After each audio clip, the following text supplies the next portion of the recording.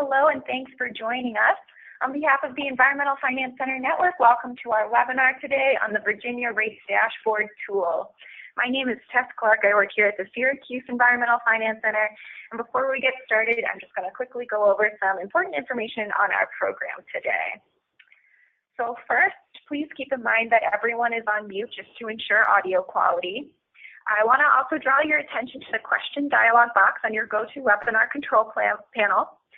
Please send us questions using that box. We will be having a Q&A at the end of the presentation, so we promise to get to all of your questions. We will post today's presentation and webinar recording on our website, efcnetwork.org, so if you are interested in looking over the slides of the recording, those will be available to you. Now for a little bit about us. The Environmental Finance Center Network is a university-based network providing individualized technical assistance, workshops, small group support, webinars, and much more to small systems in all U.S. states and territories. We focus primarily on small water systems and helping the systems meet their goals and regulatory requirements. Here you can take a look at our small systems team. Like I said, we're a network of different centers, mostly based at universities. During today's webinar, you'll hear from our staff at the UNC Environmental Finance Center, as well as from me, and I'm based here at Syracuse. Our centers specialize in several areas of assistance important to water infrastructure, including asset management, fiscal planning, and rates analysis, which you'll hear about today. Specialists from our centers are available to water systems for free or low-cost technical assistance work. And for more information on that, you can reach out to smallsystems@syr.edu, or you can go to efcnetwork.org. On that note, I'd like to introduce our speaker today. Annalee Harkins is a data specialist and project manager at the Environmental Finance Center at the University of North Carolina, Chapel Hill. At UNC, she oversees statewide surveys on water and wastewater rates throughout the country and creates data visualizations to help water and wastewater utilities make informed decisions about their rates. Annalee has a BS in Information Science with a minor in Environmental Science from the University of North Carolina at Chapel Hill, and she also has a diploma in Art and Design from the London College of Fashion. She previously worked as an analyst with Iron Oak Energy Capital in Chapel Hill and as a photographer. So Annalee, on that note, I'd like to hand it over to you. So in a moment, you should be getting a screen sharing request from me, and I'll let you take it away.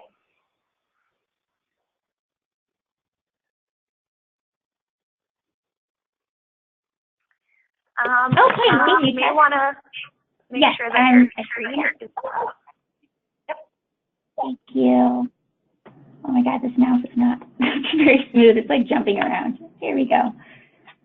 Oh, well, today's not April 3rd, but add a 0 there, and there we are. So thank you all for joining me this morning. I'm really excited to show you this tool, which I think hopefully you'll be able to find out some cool features that you may not be aware are possible, and some specific features that are unique to Virginia. The first thing I want to mention is that this is one of the many state dashboards that we actually have. And in the Southeast region, you can see that Virginia really is part of this whole group, which is pretty cool in terms of thinking about larger regional trends and watersheds and things like that. So let me go to the next slide there. This is not, here we go. Click. Oh, there. Okay, sorry. All right. So the agenda for this webinar is first, we're going to look into the data that goes into the rates dashboard so you can understand where it's coming from, becoming familiar with the features and the benefits of using the dashboards, how to effectively compare one system's rates to another, and some additional tools that we offer that you can use to help communicate rates and explore particular rate setting issues with your utility. So where do we get this data? You are probably aware that Draper Aden conducts annual rate surveys in your state, and we have had a long-running partnership with them going all the way back to 2007. So we actually have a great historical data set of rates in Virginia. So this is their survey data that they provided to us, which is great. That's really wonderful. We are happy to have that kind of partnership and be able to use that data. So they gave us this survey data set with the rates information and also one-time fees information, and we were able to transfer all of that into our rates database. And then we also matched all of those utilities in the data that they provided with additional secondary sources. So we matched to the U.S. Census.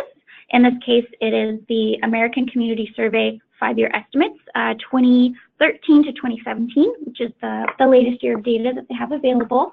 We also matched to systems in SIDWIS. So we use that to look at the number of service connections and service population, as well as water source type.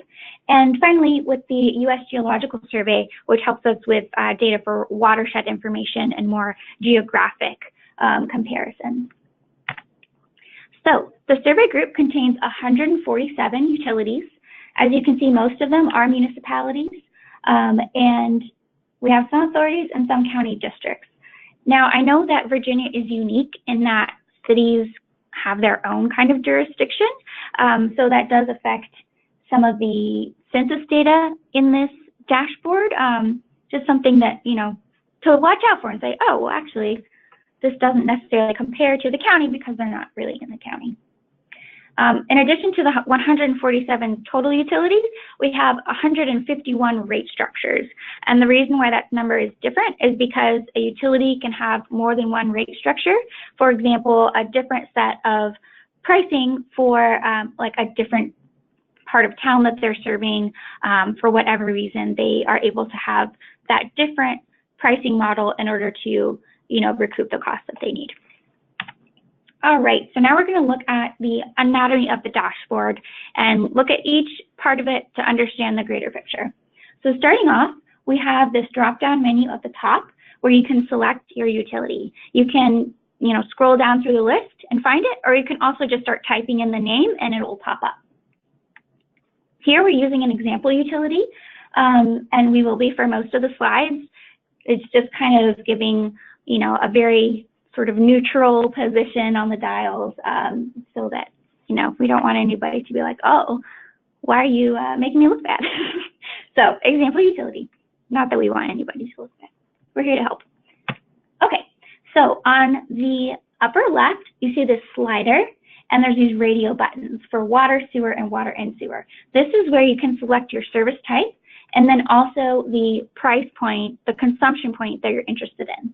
So in Virginia, we have the bill amounts for 3,000 gallons, 4,000 gallons, 5,000 gallons, and then 1 million gallons.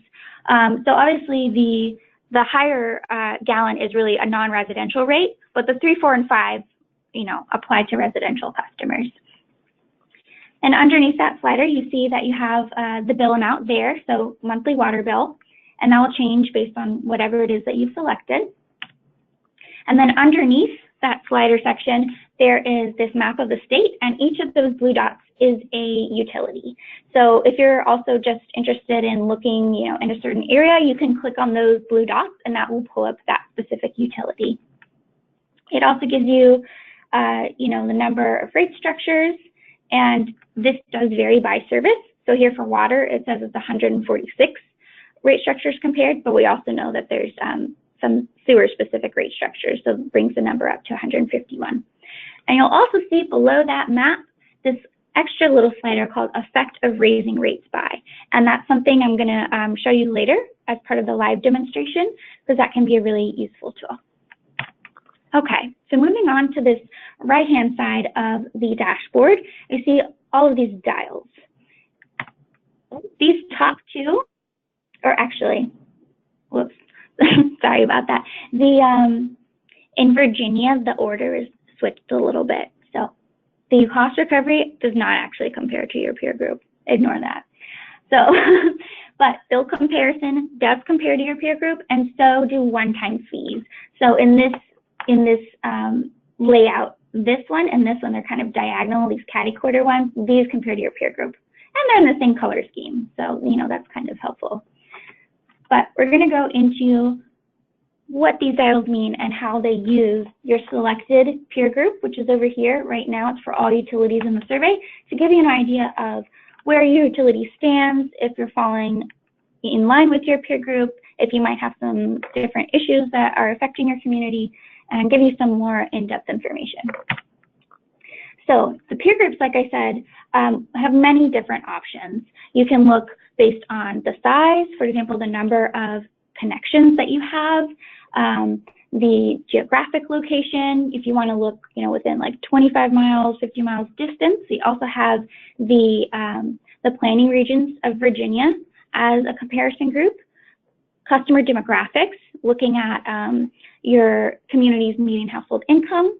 Also water source type. So we know that not all water is the same price to be able to serve and treat. And then also looking at those one-time fees, which are, in this case, the connection fees and the capital recovery fees.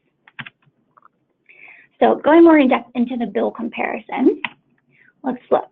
So this dark green band that you can see in the middle, this is showing that middle 50% of utilities of the selected peer group. So that means from the 25th percentile to the 75th percentile. So that's, a really solid place to be. It shows that you kind of are in the middle of the pack. You're not too high, you're not too low. So depending on your peer group, and as you change your peer group, you might be able to see how your place jumps around. Maybe within total number of utilities, you are in the median, but then when you look at similar number of connections, maybe you fall below the median, and it shows that you are charging lower than other utilities of your same size. So selecting different comparison groups can really change your position within these styles. So looking at the colored bands does help give you a sense of where you are. So again, this dark green middle one is the middle 50%. Next, we have the light green bands to the left and the right of the median, and these are the next 15% below and 15% above the median, that middle 50%. So you're either a little bit lower or a little bit higher than the median. And combined, if you look at both of those green sections together, that is the majority of the utilities in your peer group. So that's 80% of the utilities of the peer group that you've selected.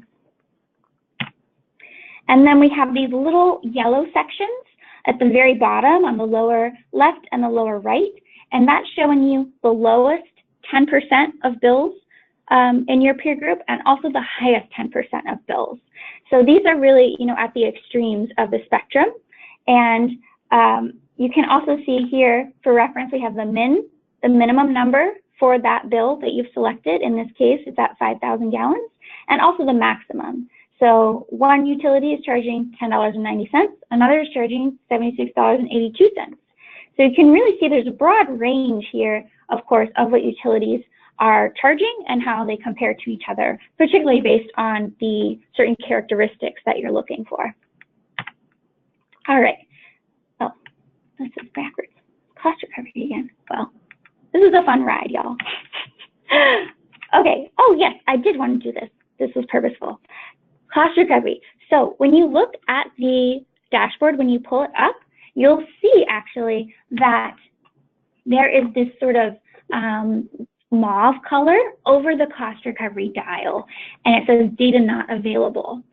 Since we don't have financial data put into the database for Virginia, it's going to show it grayed out, but you can put it in yourself and that will populate. So I'm going to show you how to do that real quick. We're using Richmond as an example.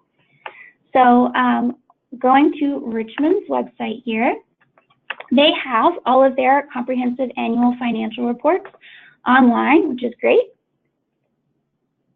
So either, if you know that it's listed on the website of you have the copy in front of you, that's great. And what we're looking for in these CAFRs, scroll down, here we have the table of contents. We're looking at the proprietary funds. So for cost recovery, we're going to be looking for the operating revenues and the operating expenses, including depreciation. Now, this is a very long document, and luckily I already have those numbers pulled up, so I'm just going to show you how we can put them into the dashboard. Go over here, select Virginia.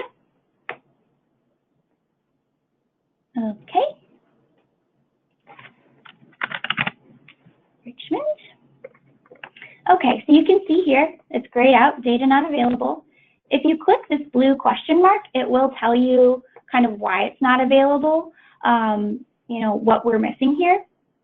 But if you click this button, edit data or add utility, you can add that data in for yourself, for kind of a fake utility or an alternate version of utility.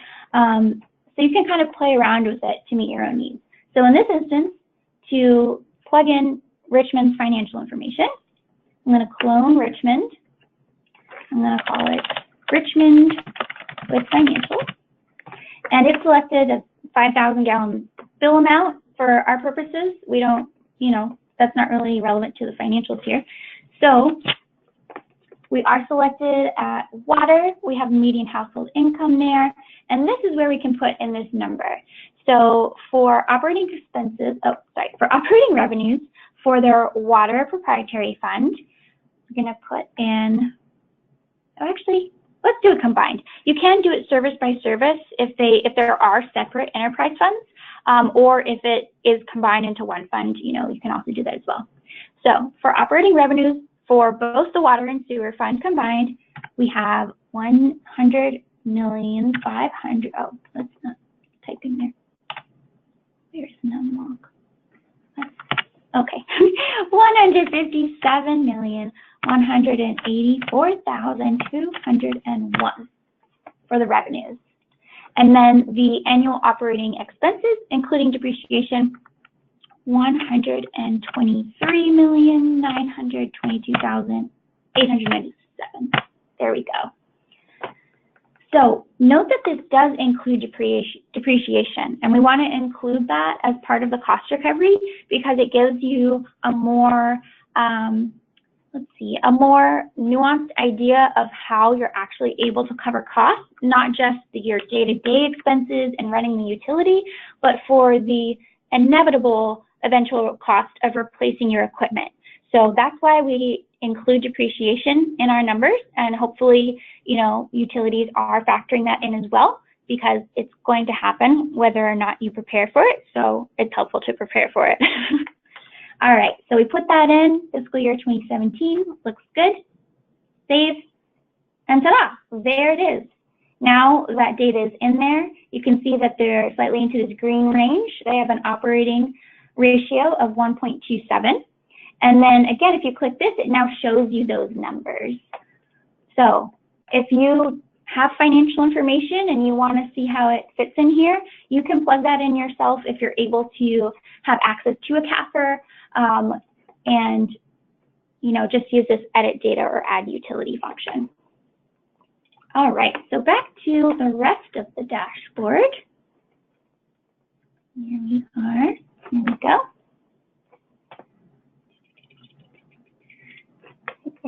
Here. Okay, so another dial in the lower left of the dashboard is this median affordability dial.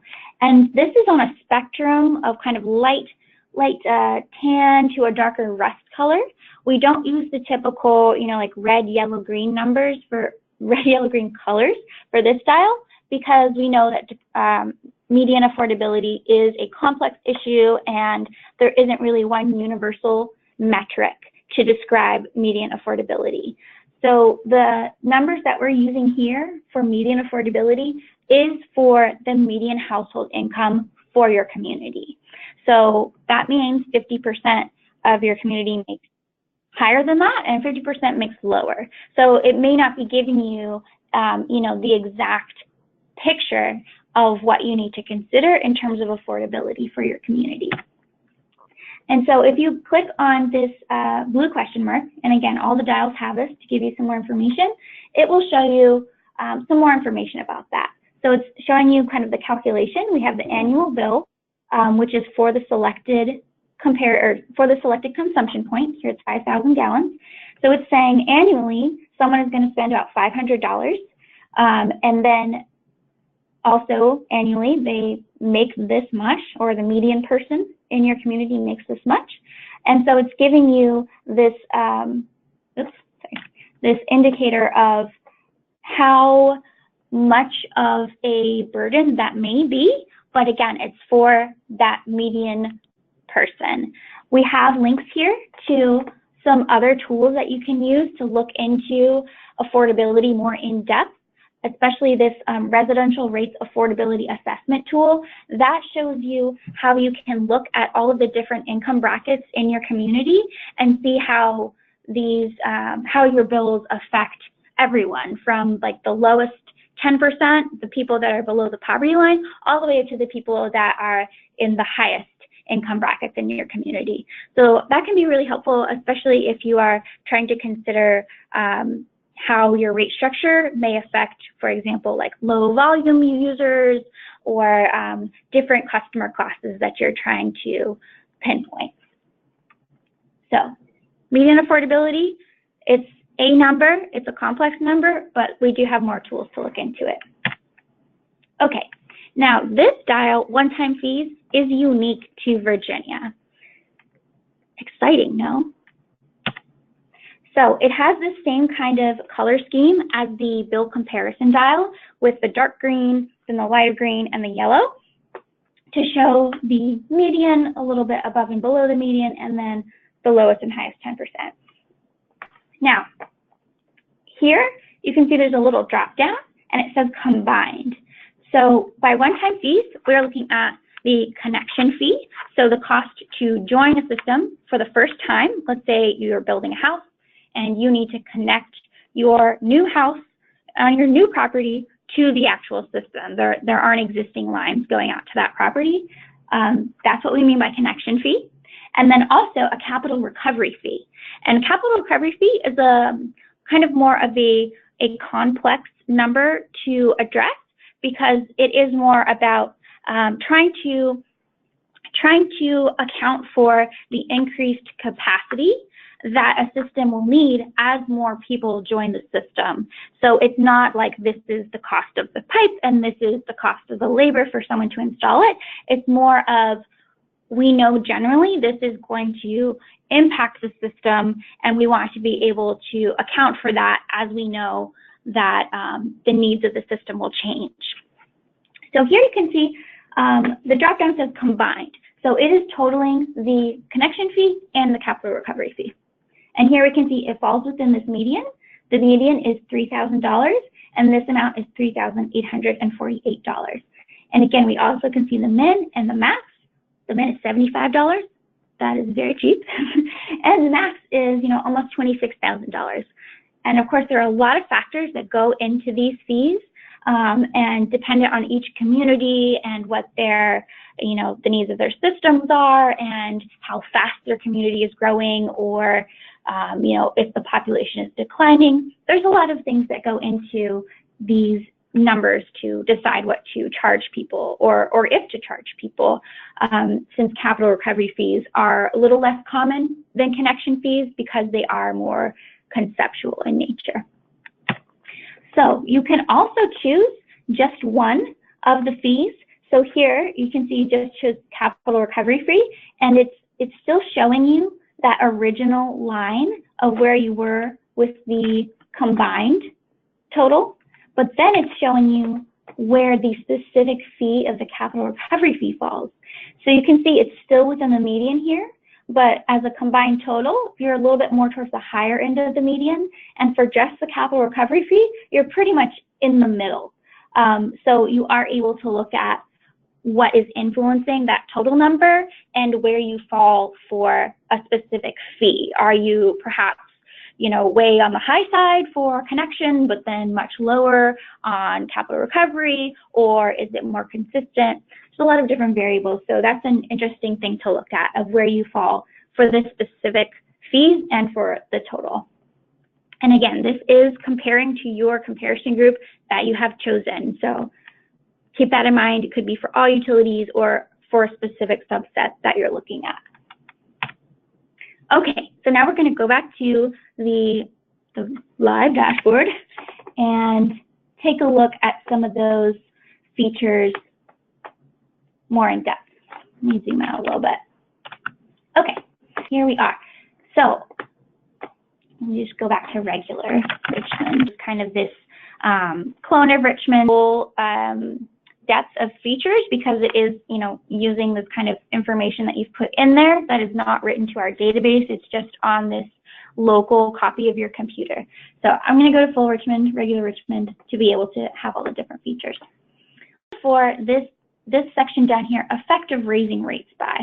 This can be a great sort of rough estimate to give you an idea of if we were to raise rates, how would that look? Or if we need to raise rates, if we need to get to a certain cost recovery, let's say if your cost recovery is below 0. Let me see if I can pull up. We have these different example utilities up here. So low rates, low operating revenue, for example, shows affordability is looking pretty great, but then cost recovery is very much in the red. So you can use this slider to see how much would you actually have to raise rates in order to get to that 1.0 where you're able to cover your operating expenses. Now you see when you move the slider that it does have this information over here. So we have the link to the water and wastewater rates analysis model, which is a more in-depth tool that you can use to look at different sort of pricing scenarios. You know, if you were to raise rates, let's say over a 3-year period, or if you're just doing it in 1 year, and so different ways to do that and how it would impact your revenue. So that's a really helpful tool there that's linked there. And then also we have this sort of disclaimer that this number that's coming up is based on across the board rate increases. So it's not that you're changing your rate structure, it's that every part of your rate structure is being raised by the same amount. And then also we're assuming a 3% drop in demand for every 10% increase in price. So that is factored in a bit here, but the accuracy and projection decreases as the proposed rate increase gets larger. So this does go all the way up to 150%, but you know, most rate changes are more like within the 3 to 4% change annually, and then more, you know, probably like below 20% is more common just in general.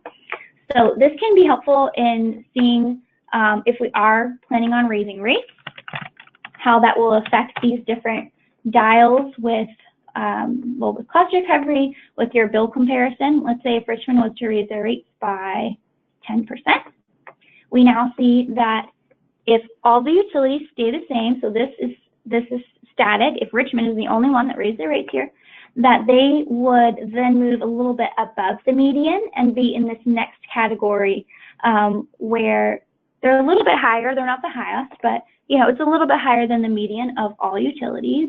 And again, we can change this to another comparison group, and it totally changes the numbers on the dial. For a similar number of accounts, that puts them in the higher end. So changing these different comparison groups can really give you a lot of different perspectives on one number. So that's one thing, is looking at the bills. You can also look at how it affects affordability. And again, using MHI number, so if they raised rates by 10% with these considerations, it would go up a little bit. And you can see there's kind of this shadow line, and that's where you were, that's the original number. And then the new dark arrow is what this would be with that rate increase. And you can also see this applies to one-time fees as well. So it's showing this is where you were. If you raised everything by 10%, you then move over here. So there's a lot of different ways that you can play with these variables and see how it might affect these different aspects. But again, it is kind of a rough estimate. So if you're looking for a more in-depth tool, I would definitely suggest the water and wastewater rates analysis model. It can give you a lot of different scenarios that can be really helpful in trying to figure out if you need to raise rates, how you need to raise rates, what the timeline is, and different considerations to put into that. I also want to mention that for utilities that serve 10,000 or fewer people, we do offer free technical assistance through the Smart Management for Small Water Systems project. And one of those options, I mean, is for this tool. Say, we can do this for you, and make this model for you, and that can give you kind of a good place to start if you're not sure where to even start, how much to raise, or should we change our rate structure and things like that. So yeah, shout out for technical assistance. If you serve 10,000 or fewer people, we are able to do these kinds of tools for you and provide that information. Okay, so we've looked at the effect of raising rates by. I'm going to move this back to 0, so that goes away. And let's look back at the edit data or add utility here. So I showed you how to add in the financials. We'll use this again. Another way to look at raising your rates more on like a hard number basis was, let's say, okay, we know this is how much we charge for 5,000 gallons right now. We think we want that bill amount to be maybe closer to like $45 for water, and maybe closer to, let's say, $70 for sewer. These numbers that you put in here will then, if you save it, it will change, again, these different dials on here. So you don't see the shadow line that you did with effective raising rates by, so it is kind of harder to tell where you were before, but you can plug those numbers in here, and that can be especially helpful if your rates have changed since these data were collected.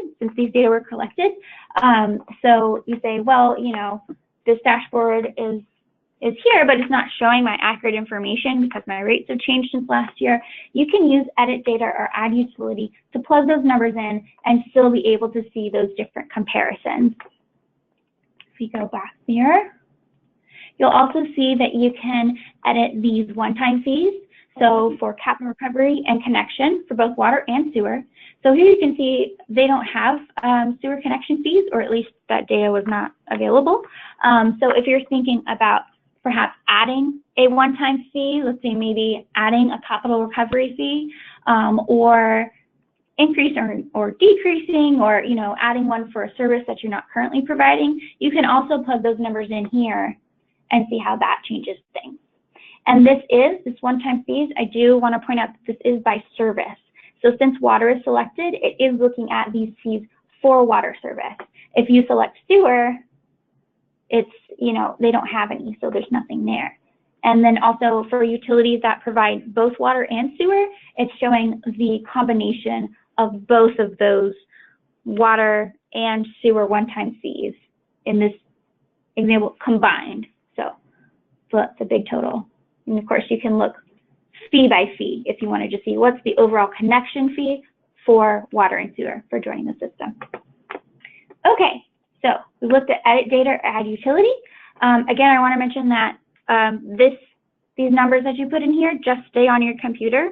If your rates have changed, or you say, this doesn't look right to me, you can of course email me, and we will actually go into our database and change the amount, and that will then be changed on the dashboard. So if you do have a concern about that, in the meantime, you can model the changes on here, and then for more permanent solution, please get in touch and we can change that for you. All right. So we've kind of gone over all the dials and these main part of the dashboard. Let's go over and go back to regular Richmond. Let's look at these other tabs here. So the characteristics tab, this is giving you more of kind of the demographic data and the sort of the statistics kind of portion of it. So we are giving this sort of basic ownership type of municipality, primary county, not applicable because Richmond is a city. And if we do know the date that these rates became effective, we have that here. In this case, we don't know, so it's unknown. And then again, you can select by the service type and select the comparison group to look at these different statistics. So for Richmond, it's giving you the estimated number of connections and the service population. And we do have the numbers for water and sewer here. So you can see that that changed. The number of connections changed based on the service that you selected. And then it has these census points for reference. So the average household size, the median household income, and the poverty rate.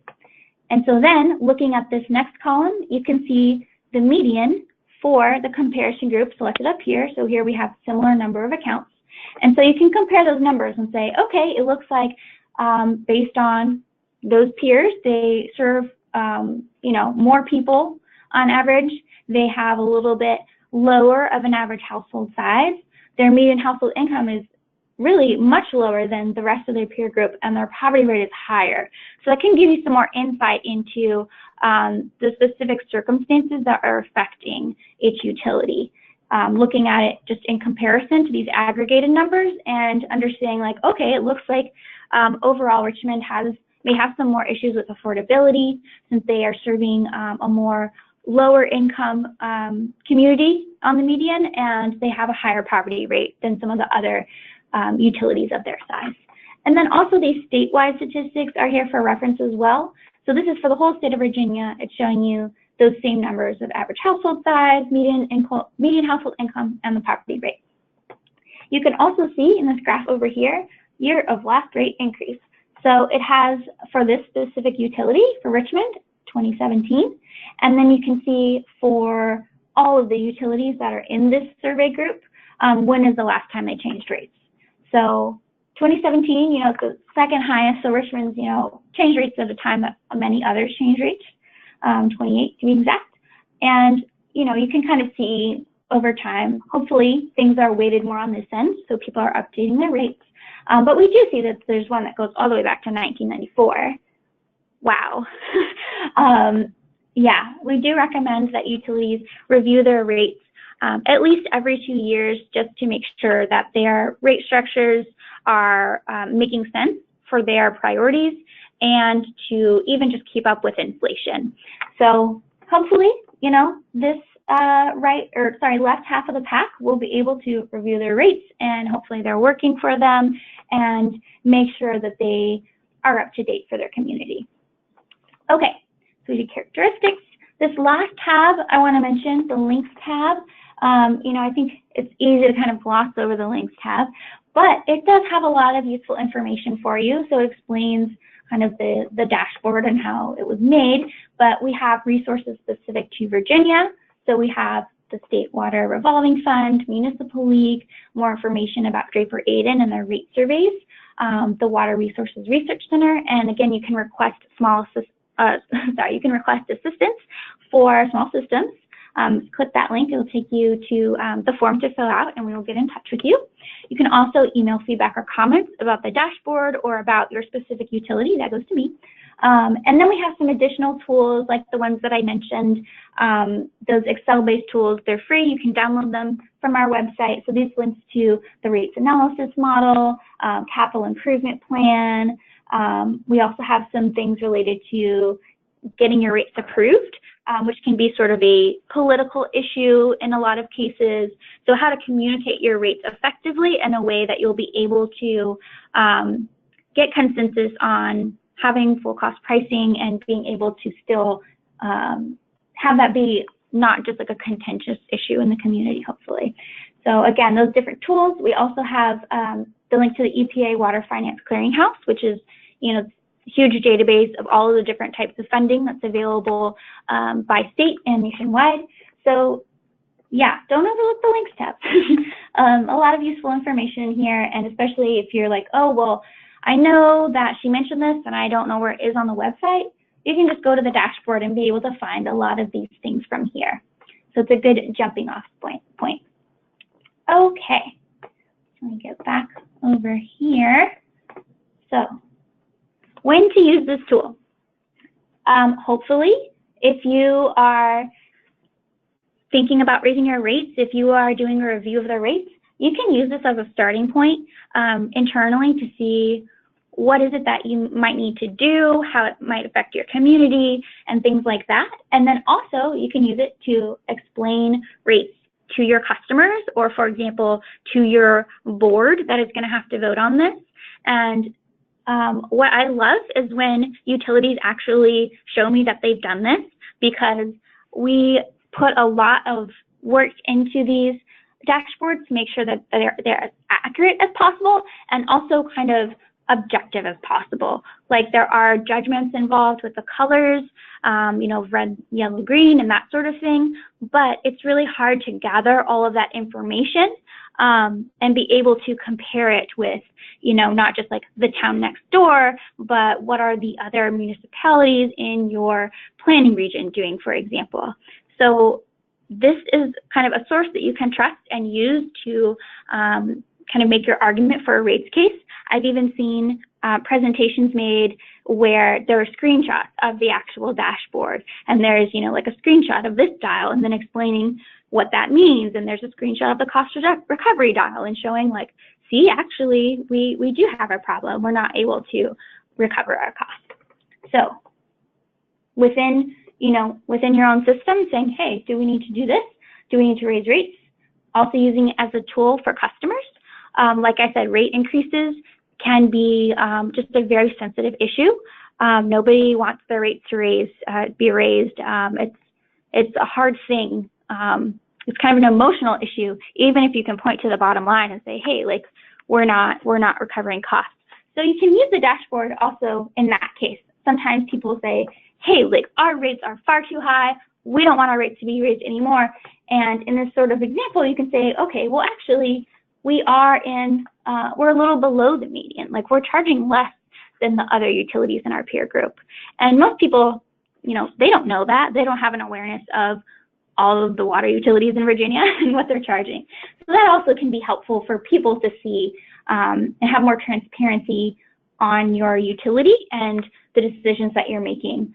And also, those rate case, if it's, you know, obviously a town, you probably don't have to make a rate case, but a rate presentation, an argument for raising your rates and being able to back that up in sort of an objective manner and not have it be, you know, sort of a contentious issue like I mentioned.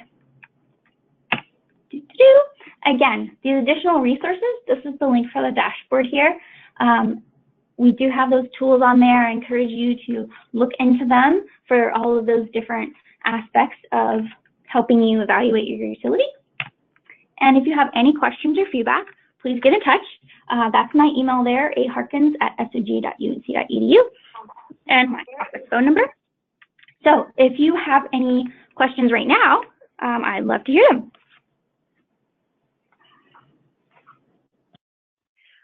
Okay, great. So I think we can give it a minute or so for people to type their questions into the question box. In the meantime, Annalie mentioned that, you know, one of the major services that we provide at the Environmental Finance Center Network is in-depth technical assistance. So for those of you that have, you know, looked at this presentation and thought maybe this is for me, but I don't know where to start, you can let us know here if you'd like some more help or you'd like some specific assistance.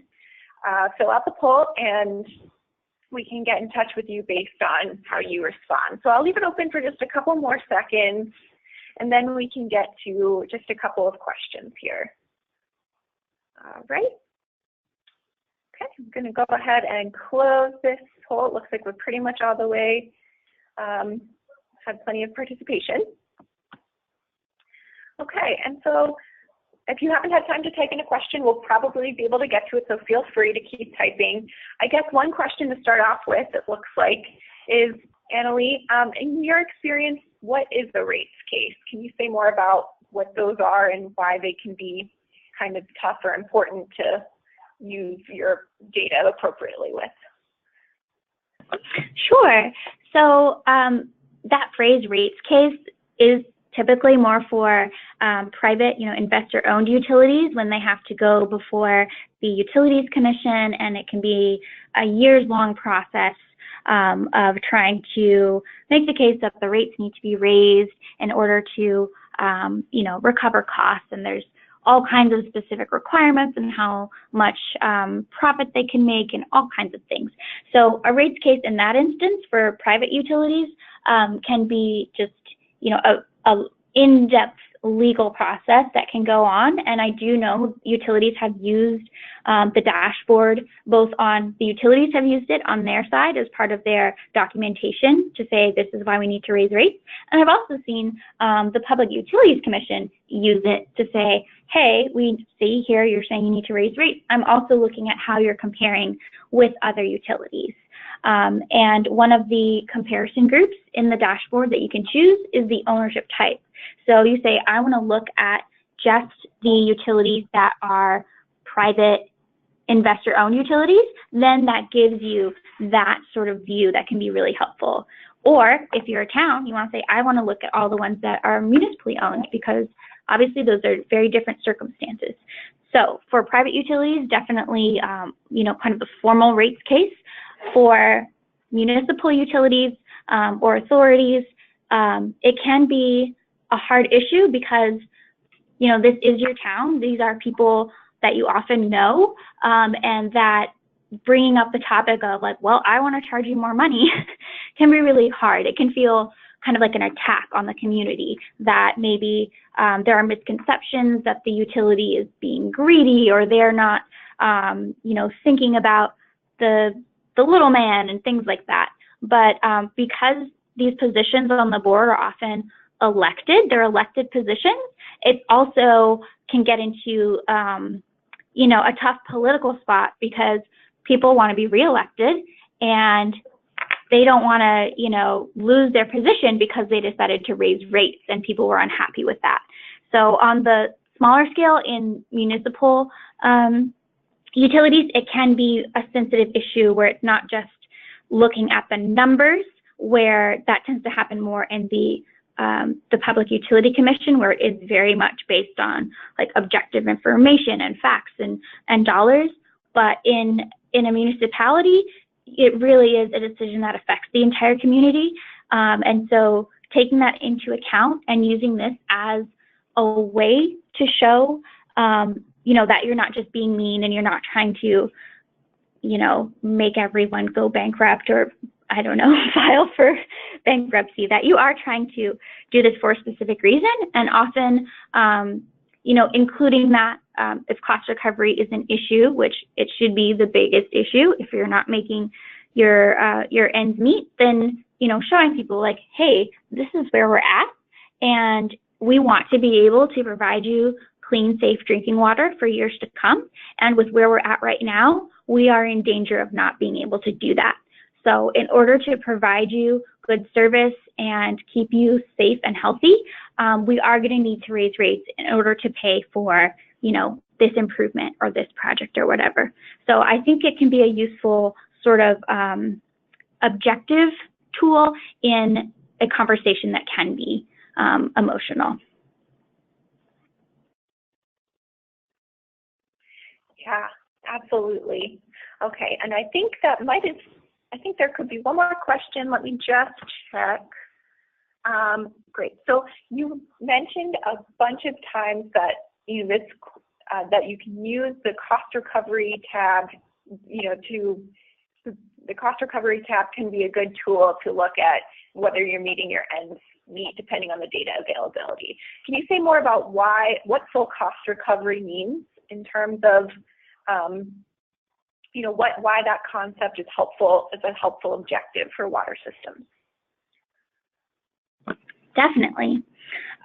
So each system, you know, has their own challenges and priorities, and we really hope that for all systems, the first priority is full cost recovery.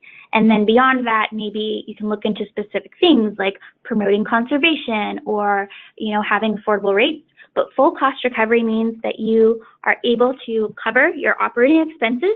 So, you know, just the cost of running the system, of buying the chemicals to treat your water, of, you know, all of those things that actually go into making the system work. And then because we include depreciation in that number as part of total operating expenses, in that you will hopefully be able to have some money set aside to, you know, have that that ability to fix things and replace things in the future, because none of this equipment lasts forever. None of these systems are never going to have a maintenance issue or a problem or an emergency. Like, that is going to happen. So you do need to prepare for it as best you can. So when you look at two different, actually, let me pull up another dashboard. If you look at cost recovery, with depreciation and without depreciation, you can see it can be a huge difference. You might think, we're doing great. We have cost recovery 1.0 means that you have covered your operating expenses. And if we're talking about depreciation, also hopefully the cost of eventually replacing your equipment based on its life cycle and you know, the cost of what it was when you purchased it. But if you are not including depreciation, it can look artificially inflated, for example. It can look like you're doing great when you aren't, or you're in danger of not being able to pay for those eventual costs. And so it can be a really big difference. You can be, on one hand, below 1.0 because you are including depreciation, which is important. And then, but if you don't include if you don't include depreciation, it can look like you're doing great. So in this example, this is the cost recovery without depreciation, and you can see that it's over 1.0. It's 1.12, which is, you know, in this kind of yellow zone where it's like you're doing pretty great, but you could do better. And then including depreciation, you're below 1. You're not making your ends meet. So having that comparison can really make a difference in taking a harder look at how you will be able to keep operating. Because if you can't pay for your expenses to run your system, you're going to have problems. You're going to probably have more violations. It's going to be much harder to keep everything running, especially as, you know, unseen things come up or emergencies come up. And obviously, clean, safe drinking water is the baseline. If we don't have clean, safe drinking water, we're all in a very bad place. So yeah, full cost recovery is definitely the standard that we really encourage utilities to strive for, because it's just, you can't plan for the future, and you can't plan for emergencies and replacements and capital recovery things, capital improvements, without being first able to meet your needs with full cost pricing. So yeah, full cost pricing, I feel like I'm babbling on a little bit. Full cost pricing is using your rates and fees to look for the full cost of what it takes to run your system, not just the operating expenses. You're also looking at, you know, including depreciation, and hopefully another type of fund like a capital improvement fund, where you will be able to have that sort of safety net for the future. Great, okay, and so we just have a couple more questions. Can you just, for everyone, for future use, bring up the URL for the dashboard so people know where to go to access it? And we will send that out to you. Yeah, definitely. Great. So there's a couple different ways to get to the dashboard. Follow up as well.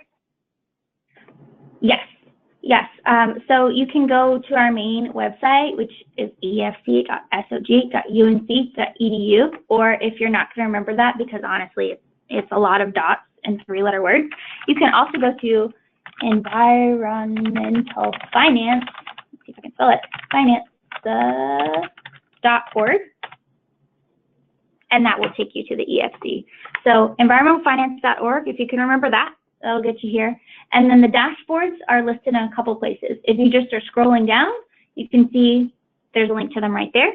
If you look under resources here at the top, there's a link to them right there. We try to have them popping up in multiple places so that you can find them. So once you click on that sort of link for utility financial sustainability and rates dashboards, bit of a mouthful, you can see the map of where we have dashboards for all of these states. Then you just can select, you know, here you go, Virginia. It's telling you what the year the rates are. These are 2017, or actually these ones are 2018, rates as of 2018. And it takes you to the dashboard where you can interact with all those things. And also there are these different tabs which can give you some more information. So we have kind of a summary of what's on the dashboard and how it was made. We have some helpful instructions for reference. So if you're thinking, well, I don't really remember what those different colored bands meant, you can click on these and it will give you sort of the breakdown on each of these different dials more specifically. And so you can click these, meet affordability, so much fun. So those are great there for reference and show you how to really use those. And also related resources. Here we have some links to those tools that I mentioned on rates and affordability and whatnot, related projects, contact, which is me, and an FAQ. So we have some common questions of, you know, like, well, where does this come from? And why isn't my utility included? What if my rates are wrong? Why does it say data not available? So hopefully if you do run into a question like that, you can, you know, see the answers here and, you know, get a start. If you do have questions about the data, you can always email me. So the dashboard, if you go to environmentalfinance.org, you'll be able to get there. And then I just recommend, you know, clicking to find the dashboard, because this URL is kind of hard to remember. esc.sog.unc.edu/resource, blah, blah, blah, blah, blah. So, yeah, that's what I recommend. Perfect. Okay. And then last question, does the dashboard account for or include any information about wholesale water? No, we do not include any information on wholesale water at this time. The dashboards primarily are for residential inside rates. In the Virginia dashboard, of course, we do include that 1 million gallon amount for non-residential rates. But yeah, that's one of the things that we have not visualized here. So we are, of course, always continuing to expand the dashboard and look at new features and being able to include more of those different options, because, of course, residential inside water and sewer is just one part of the game. We have all the different things with inside rates versus outside rates, commercial rates, industrial rates, wholesale rates. So yeah, we don't have that information on here, but when we are able to collect that through rate sheets, and we didn't do this survey, so we don't have those rate sheets, but yeah, we have some more limited data set on wholesale rates, but yeah, they are not displayed here on the dashboard. Okay, awesome. So again, we'll be sending out a link to the dashboard as well as a link to the recording and presentation. If you registered for this with your email, you'll get it to that same email address. It'll also be available at the URL that Annalie just demonstrated, and you can also reach out to Annalie to get this information as well. All right, any closing comments, Annalie? Yeah, so thank you all for sticking through this. Hopefully you learned something that may be useful to you and your community. And again, if you have any questions or comments, feel free to reach out. And also, if you just have any ideas for, hey, this would actually be a useful feature, or this is something that I want to learn more about, how can I do this? Again, just get in touch and I'd be happy to point you in a direction, and also always taking ideas on how to improve the dashboards. So I hope this was helpful, and get in touch if you need anything, and thank you for sticking through. Great, thanks so much.